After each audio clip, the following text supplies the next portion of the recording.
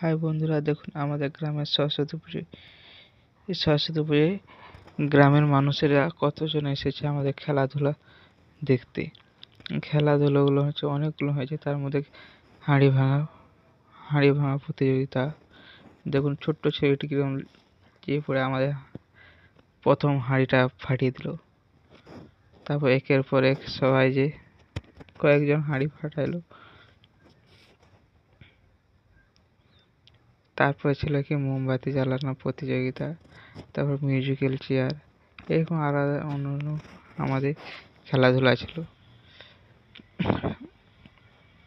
তোমরা যদি কেউ ছোটবেলায় এরকম খেলে থাকো সরস্বতী পুজো ক্লাবে তা প্লিজ কমেন্ট করে জানাবেন, আর ভাল লাগে তো লাইক দিয়ে যাবেন।